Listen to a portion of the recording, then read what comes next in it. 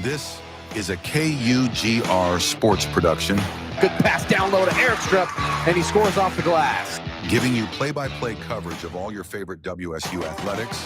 He doesn't get it! He stuffs at the line! Football, basketball, baseball, hockey, and more.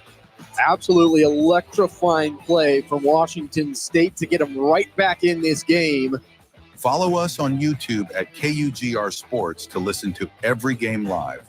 What a play! What a kill by Brewstad! Never miss a moment with the best in the West. KUGR, the student voice of the Palouse. Gets the Cougs on the board with less than 20 seconds remaining in this first period. Here come the Cougs. And now, on to the game.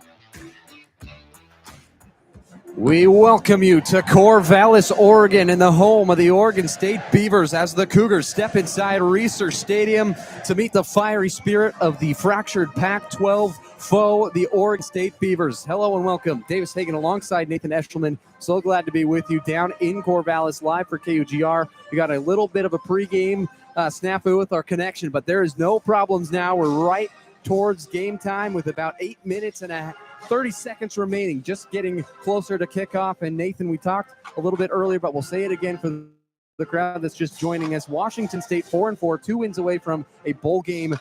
What does this game mean to them, and how have they gotten to this? Possibly can, especially going into next year. The start of the season was fractured with a little bit of an unknown game plan moving forward with how you do your offense and do your defense. A little bit of fractured, especially in that North Texas game where they lost pretty handily. But putting in Sebi Eckhouse on quarterback has vitalized some type of energy in this team, both offensively and defensively. A big emphasis on the run game has been part of that. Big win against Toledo last week, and that was heavily emphasized because of their run game and a stout defense with one of their best ever performances, or at least in the past 10 years. And I think that's a big reason on why they got back to this 500 mark, and a big reason why they could win today against the Beavers. Last week, win against Toledo at home at Giesa Field again for the first time in about a month. They played Washington on September 20th. They come back home, they play Toledo, get the win 28-7, dominant performance throughout the entire game. Rockets only got one touchdown on a 39-second drive across the field right before halftime, made it 21-7. Washington State went down in the fourth quarter, ended the game on a nice drive that took over 6 minutes just running the ball when Toledo knew they were going to run the ball. Can they do that again against the Beavers is going to be the big question. And now we take the time to highlight the Oregon State Beavers that have not had the highest likes, to say it nicely, for this Oregon State Beavers team. It's been a down year. They're 1-7 on their record. They haven't won a lot of games they've expected to win, but this is still a very feisty team, and you cannot take them lightly. They don't play like 1-7 team. I mean, Rob Akey, he's the new interim head coach for Oregon State. this team is 1-0 in their eyes. That win against Lafayette that they had before their bye week last week, that was a massive shift in how this team is going to look forward with the rest of the season. They're already bowl eligible, but that's not going to stop them from competing every single week. And this week, we will see how they do on offense. Jabari Johnson came in, had a great performance in the second half against Lafayette, but Malik Murphy is their quarterback that they gave $1.5 million of NIL money, and they want to probably use him as much as they possibly can coming down to the end of their season. But if they can get this Pac-12 win both today and the next time they face each other in Pullman, Washington at the end of the season, the Beavers will get a Pac-12 title, although they don't have a winning record. Oregon State started the year 0-7, and then after the loss to Wake Forest with former Washington State coach Jake Dickert, who lost here at Reser Stadium last year 41-38 to the Beavers, they fire Trent Bray. They get rid of a special teams coordinator a couple weeks before that. Now, new offensive coordinator, new defensive play callers, new defensive strategists around the realm. They've got analysts at coordinator positions, interim head coach. All this to say they still have a chance at the Pac-12 title. I mean, to say that you have a chance to fight for any title is something that's going to rally your guys up. And what Akey really wants to have these players do is have fun. They want the players to care. They want them to fight as hard as they can each and every week. And with every new game, it's a new obstacle and a new focus. This week, it's the Cougars. And if the Beavers can win today, they can go on to win the Pac-12 title. And that's exactly what Akey and his boys want to do. Oregon State's fans getting fired up. It's always loud at Reser Stadium. They say it never rains at Autzen, but it's always loud at Reser Stadium. The orange and black faithful, no matter what their record is, no matter how poor the season has been so far, there's still a lot of opportunities ahead of them. And 2 games against Washington State is definitely a reason to get up and get loud, as it's Military Appreciation Day here on the 1st of November. The Oregon State squad takes the field. They're 1-7, but that record is now clean. It's 1-0 football team. Earlier, Rob Akey, the interim head coach, has his team playing well, but we flash back to last year's game, a 41-38 win for Oregon State over Washington State. Oregon State ended their 5-game losing streak, beating Washington State here at Reser Stadium. Washington State, it was their second of their soon-to-be 3-game losing streak. The game before this Oregon State game for Washington State last year was that New Mexico game where they got absolutely dominated by the Lobos, and it was a heartbreaking loss because it kind of set that team down a downward spiral that they couldn't control. Dickert leaves, Mateer leaves, the whole team basically leaves Washington State. Only 7 players that were on that team last year that made a statistical impact return to this Cougar team today to take on the Beavers again. I mean, when you have so many different players leave, it's going to be hard to not focus on the players that are still here. But with the players that are still here are still new players coming in as well. Jimmy Rogers bringing in all of his guys coming in from South Dakota. Jeremiah Noga is one player I want to focus on, especially for today. He won this battle last year between the two Pac-2 rivals, and he wants to get his second win in a row against the Beavers now rather than being on the Beavers. Last year's game came down to a game-winning field goal, a 55-yard career long for Everett Hayes, who's no longer on this Oregon State team. Their special teams has been far from as effective as it was in that game last year to win the game against the Cougars. This year, it's been an absolute disaster class for Oregon State. To get your special teams coordinator fired before your head coach, who was 5-14 as an overall record, really says a lot about how their special teams has gone wrong this year. It's just not been great. I mean, long snapping has been a massive issue, especially weeks 1 through 3.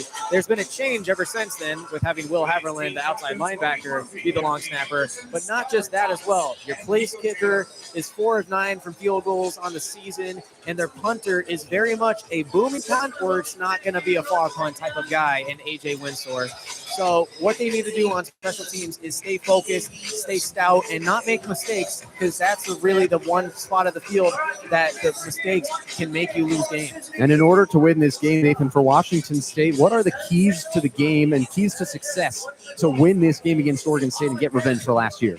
Well, for the Cougars, they cannot give Oregon State free possessions. They need to stay disciplined with how they play on offense, and that mainly falls on the shoulders of Zevi Eckhouse. Zevi Eckhouse makes a lot of big plays with his scrambling and his deep throw ability, but it also leads to massive turnovers that are backbreaking and gives free opportunities to the Oregon State Beavers. And that cannot happen today when they have so many different ball hawks on their defense, multiple interceptions coming in from their safeties, Skylar Thomas and Jaheim Patterson, and you do not want to throw it to these guys.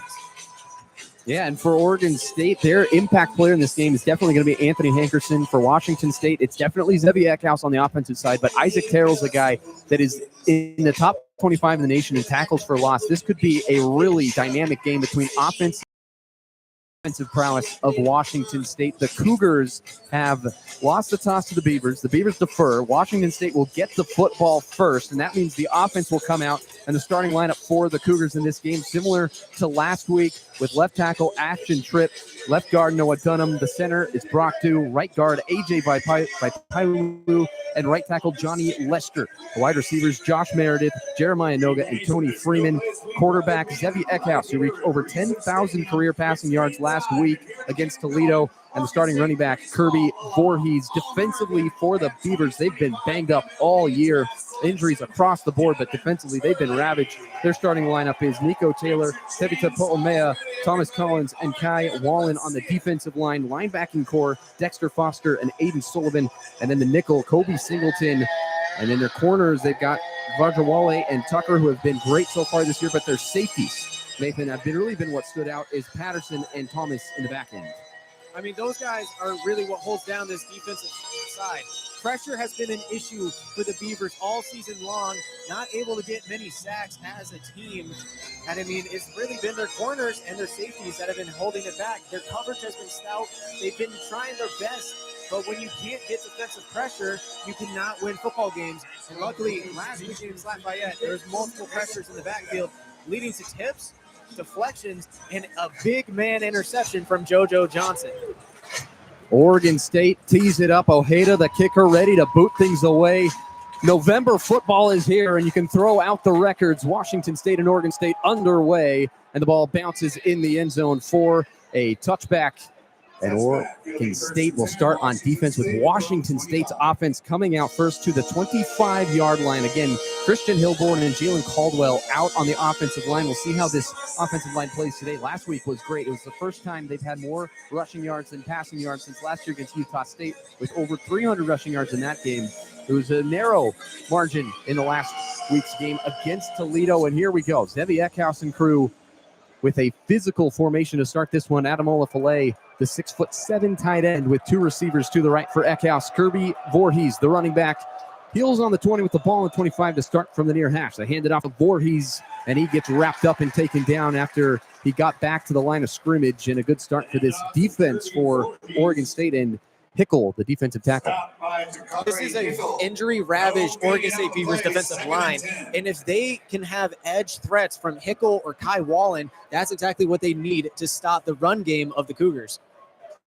So it's second down and 10 on the 25-yard line. Ball on the near hash. It was supposed to be a cold game. It's kind of turned into a nice evening here in Corvallis. Meredith in motion. They fake the jet sweep. Eckhouse looking down the right side. He's got Voorhees wide open at the 40. He falls down going backwards towards the sideline. It's a first down for Washington State out to the 42-yard line and a gain of 17. On that play, that was great running on Kirby Voorhees on that broken play a little bit by the defense. A 4-2-5 defensive scheme from the Beavers, kind of led by defensive coordinators Rod Chance and Eliasa Tuyaki. They just had a little bit of confusion there on who was supposed to be where, led to open play. The defensive it's been kind of a mixing pot of people to call plays for Oregon State after Trent Bray got fired. He was the defensive coordinator, obviously no longer with the team, can't call plays. They hand it off to Voorhees on the next play out of the shotgun, and he gets past the 45 to the 47 on a gain of 5. So it's second down and medium for Washington State. Kai Wallen on the tackle. He's a great player. We talked with the equipment manager earlier today for Oregon State that said he's got some of the best cleats on the team, and that's something that you need to have. If you're going to have a 1-7 year, you're going to have something to talk about, and cleats might do it, and that might be the spark that Oregon State needs. If you can get equipment and get fired up about that, maybe you can start to pick up some wins down the stretch. As a flag flies in pre-snap, as Eckhouse was calling for the ball, Oregon State pointing at the Cougars, and the Cougars looking back at Eckhouse like, I don't know what just happened. Skylar Thomas really stout on just being in the backfield, pointing out what was wrong with that play. He was yelling at the refs, call that, call that. Is a false start on Washington State. It's going to back them up. So they go 5 yards with Voorhees, and then they go 5 yards backwards after the false start on the offensive line. So second down and 10 from the 42-yard line. 2-by-2 set for the Cougars. Eckhouse in the shotgun, motions Voorhees off to his right hip on the far hash. Play action, a quick RPO opportunity. The ball's batted at the line of scrimmage, and it's incomplete. Going to bring up third down and 10, and the chainsaw is going to get fired up here for the Beavers. Nico Taylor got his bear paw, should I say his beaver paw up there, swatting that one almost in the air a little bit too long. It could have been a free turnover for the Beavers on this first drive, but the deflections at the line is something the Beavers have been good at this season, and one of the few great things about this defensive line. This year has been tough for Oregon State so far, but they have had a lot of success tipping balls. They haven't been able to get pass rushes towards the quarterback. So if you're a defensive lineman, you get your hands up in the passing lanes, and that's what they've done well. As there's three receivers to the left side for Zevi Eckhouse with the ball still on the 42, third down and 10 in their own territory. Carter Paps, who had a great catch last week in motion underneath on a drag route. Pressure coming. Eckhouse steps away, lobs it down the field. Double coverage at the 20, and it is intercepted at the 20. They'll mark it at the 17. The Beavers get a big pick early. It's an arm punt from Eckhouse. That's Jaheim Patterson's first interception of the season, and it's just really what we were talking about earlier in the game. Zevi cannot test these defensive backs of the Beavers. That was an arm punt, as you said. It was a great job evading the pressure with a blitz coming, but you cannot throw that type of pass against this Beavers defense. Jaheim Patterson making a great catch and a free possession for the Beavers. That is a tremendous momentum boost for Oregon State, who starts with their quarterback Jabari Johnson in place of Malik Murphy, the $1.5 million arm they brought in the offseason. Got benched last game out for Oregon State 2 weeks ago against Lafayette. And now it's Jabari Johnson, as we'll preview the starters for Oregon State across on the offensive line. Left tackle Jacob Strand, left guard Ryan Berger, center Van Wells, right guard Tyler Volton, and right tackle Tyler Morano. Wide receivers for the Beavers, Taz Reddix, Trent Walker, David Wells. Running back Anthony Hankerson. Starting tight end Bryce Caulfield if he plays. If not, it's Gabe Milborn. They announced that Caulfield was ready to go. Haven't exactly seen if I see an 8 out there. Maybe it's an 82 with Gabe Milborn, but either way, they've got some dynamic tight ends that can make a splash play. And at quarterback, it's Jabari Johnson. And defensively for Washington State, Malaki Ta'ase, defensive end. He's going to get a lot of playing time in this game if Ram Stevenson is unable to go. Defensive tackle Darian Dalton. He's been electric so far for this Washington State defense in place of a couple injured defensive tackles. Bryson Lamb anchoring down the middle, and then the defensive end, Buda Poletti, a staple of this defense so far this year. Linebacking core has been great for Washington State this year. Parker McKenna, Anthony Polano, Caleb Francil, the three top players in tackles on this team. And then the safeties, they've been fantastic. They were the feature of Cougar Football Hour with Chris King at the Lumberyard this week. Tucker Large was a guest with Minage, the safety coach, as well. It's Tucker Large today and Cale Reeder. And then the corners, Colby Humphrey and Jamori Colson. I mean, this Cougars defense really is anchored on their safety play, and that showed in Toledo. They were very aggressive with their defensive scheme, and I think they should do something similar with a heavy run offense of the Oregon State Beavers. Anthony Hankerson will be one of the guys that is leaned on heavily for the Beavers, and this Cougars defense needs to find a way to stop him, because that is one of their main forms of moving the ball down the field. Jabari Johnson, not the most talented arm compared to Malik Murphy, so if they can force him to throw the ball down the field, that could be heavily in favor for the Cougars. It is 0-0 between Washington State and Oregon State. 12:45 on the clock in the first quarter. At Zevi Eckhouse threw an interception on 3rd and 10 from their own 42. The ball's at the 17 for the Beavers as we get back from this media timeout. Beavers will have the ball for their first offensive possession.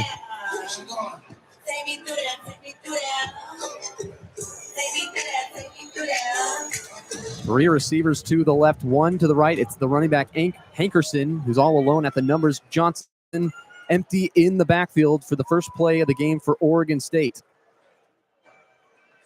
With 12:45 on the clock, he takes a snap in the shotgun, clean pocket, throws left, and it is nearly picked by Tucker Large, who came down from the safety spot to knock it away. They were trying to go far side for Trent Walker, and Large says no. It's an aggressive play call from the Beavers, especially on the first play of their first drive. You don't give the ball to Anthony Hankerson, your star senior running back. You instead decide to go with just a kind of easy, readable pass play, and the Cougars read it very well. Tucker Large got in there, broke it up.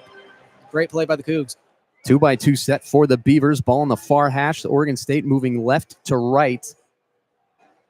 Hankerson motions into the backfield. Pressure shown from Franzel on the far side. They hand it off. That's Hatcher, the running back, who breaks free out past the 25, still moving, and he's tackled a yard shy of the first down marker, and it's going to be 3rd down and 1 past the 25 for Oregon State. The redshirt freshman Cornell Hatcher is the one who they went with on that play. A little bit of an off-tackle run.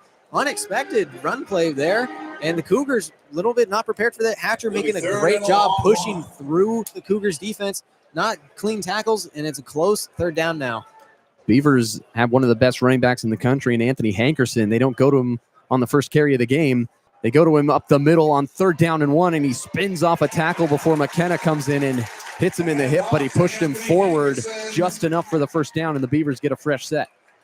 Anthony Hankerson, that's who you want to see. He get handed the ball, especially on a 3rd and short.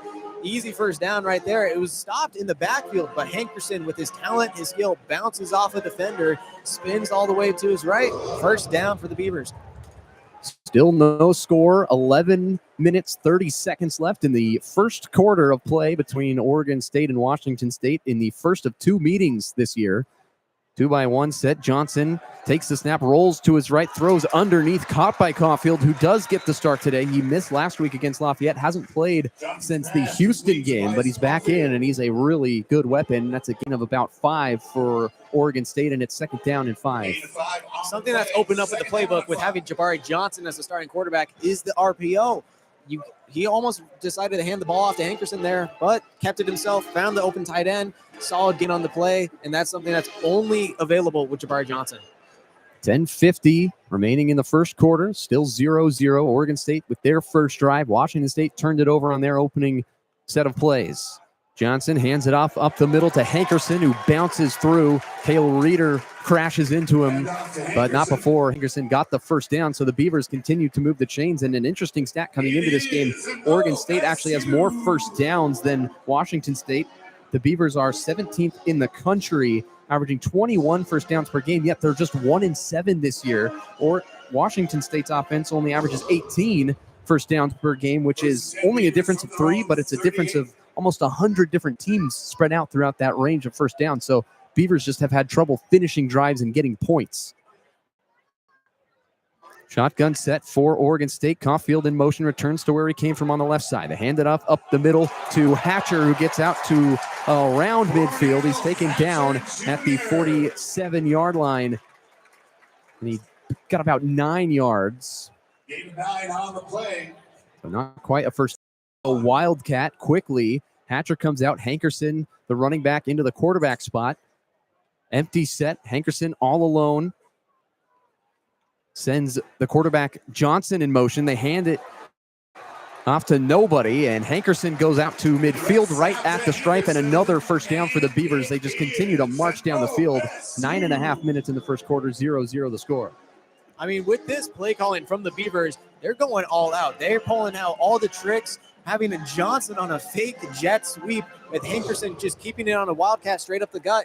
First down for the Beavers, and they're going to try to bend and break this Cougars defense. Washington State's defense has been great these last 4 weeks, holding opponents to just an average of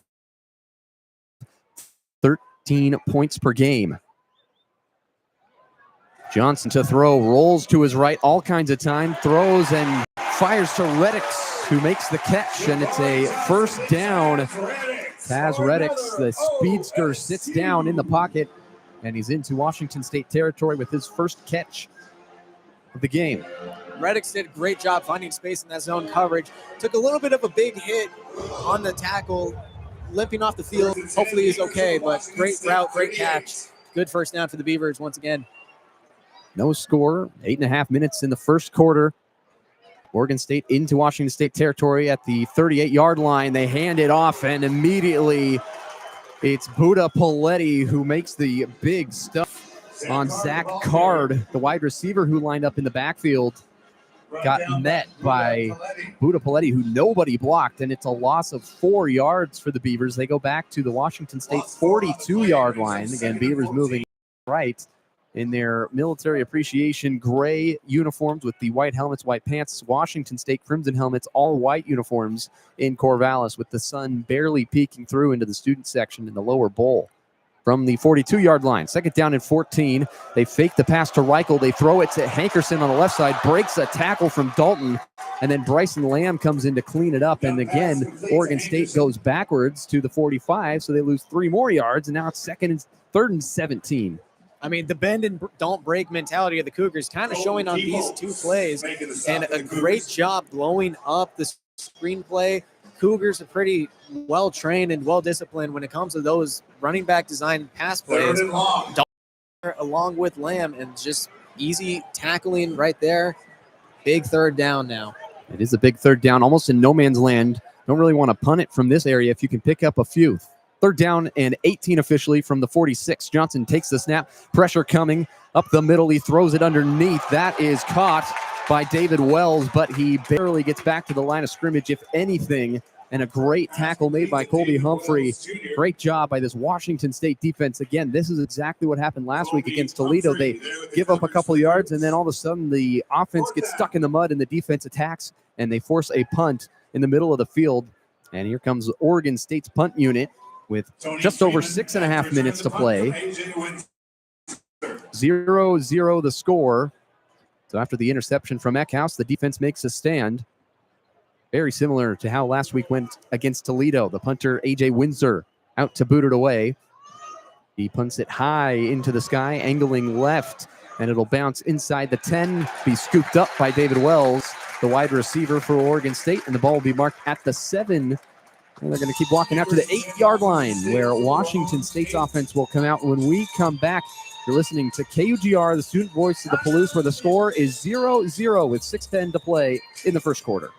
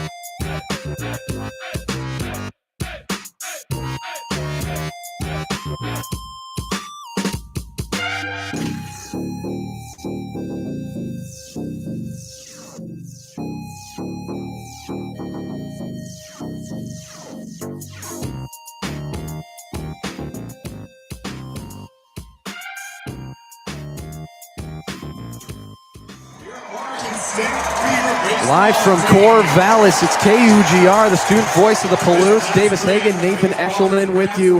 0-0 the score between the Beavers and the Cougars with 6 minutes, 10 seconds remaining in the first quarter. And Nathan, both teams have had the ball so far. No points have been scored, but 2 totally different outcomes on those drives. I mean, both of them might as well be turnovers the way that the Beavers drive was going. They had all the momentum. The run game was flowing. It was moving so well.